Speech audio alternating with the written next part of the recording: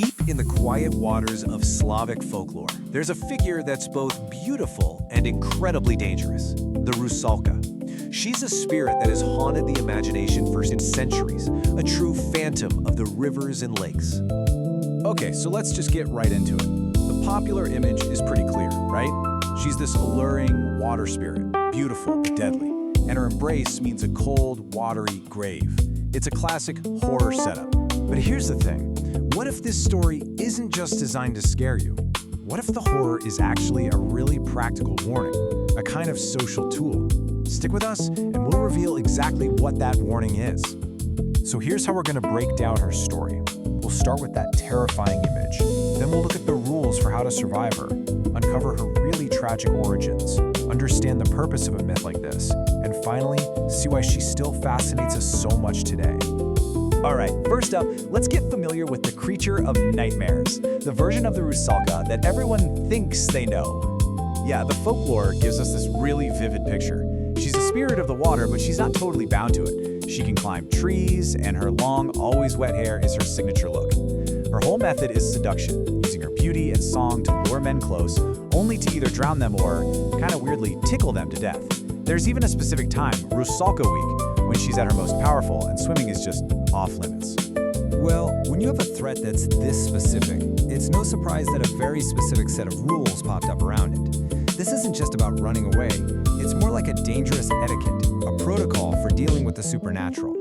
And this is what's so fascinating. These rules basically turn a terrifying supernatural threat into a practical checklist. Step 1, simple avoidance. Just don't go there.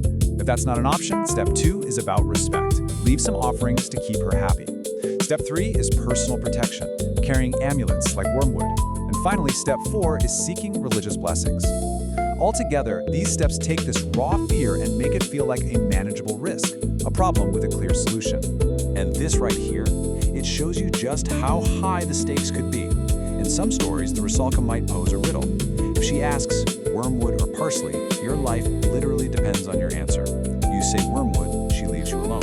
You say parsley, she calls you her darling, and then tickles you to death. Knowing the lore wasn't just some fun trivia, it was a matter of survival. Okay, so before we pull back the curtain on the truth, I want you to think for a second. Where does this horror really come from?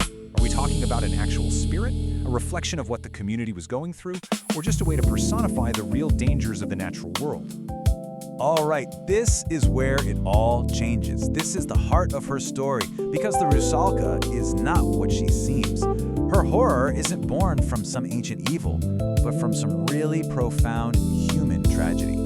See, to really get the Rusalka, you first have to understand this one crucial concept, the zaleshneye pokoniki, or the unclean dead.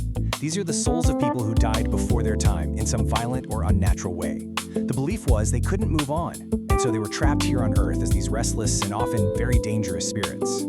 So, who actually becomes a Rusalka? Well, the list is it's a catalog of tragedy. Young women who drown, very often by suicide after being betrayed by a lover, unmarried women who died while pregnant, even unbaptized babies. These weren't monsters, they were the spirits of the community's most unfortunate and wronged people. And that's the absolute key here. The Rusalka's malice isn't some inherent evil. It's a manifestation of the grief and rage from a life that was cut short, and often unjustly. She's a victim who's been transformed into a threat by how she died. Once you see her that way, it really helps us understand the why. Why would a community even create a figure like this? Well, it's about giving a face to their deepest anxieties. There's a folklorist, who puts it perfectly. Big, universal threats, like drowning or a social tragedy, are often processed through stories about individual encounters with demons or spirits. It's just a way to make sense of chaos. Just take a look at how this works.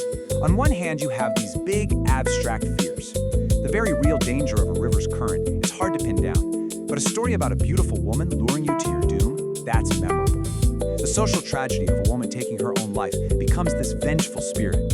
Folklore takes these shapeless anxieties and turns them into actual characters. And that, right there, is the genius of a myth like this. By giving a danger a name, Rusalka, a face, and a clear set of rules for how to deal with it, an abstract, uncontrollable fear suddenly feels manageable. It becomes a shared story, a script for understanding and confronting trauma together as a community. So that brings us all the way to today. I mean, in our modern, scientific age, why are we still so compelled by this tragic water spirit? You know, it helps to put her side by side with other water spirits, because that's when you really see what makes her unique. Mermaids are all about the mystery of the ocean. Sirens are about the danger of temptation. But the Rusalka, she's different. Her core theme is about unresolved tragedy and injustice. She comes from human suffering, not some mythic realm. And that's the reason she's having this huge resurgence in dark fairy tale art and stories we see today. It's not just about a good scare. Her story taps into these timeless, powerful themes of tragedy, the complexities of womanhood, and this deep-seated desire for justice that still really hits home for us today.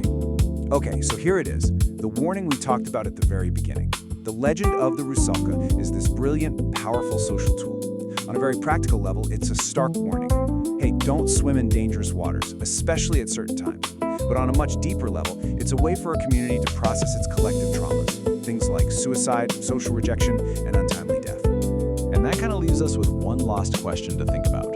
We still give our fears a face today. So what are our modern monsters? In movies, in urban legends, online? And more importantly, what do they tell us about the anxieties of our own time? Hey, if you're the kind of person who appreciates horror that actually has some real context behind it, go ahead and save this explainer. And for more deep dives into folklore just like this, make sure you turn on those notifications. We'll see you next time.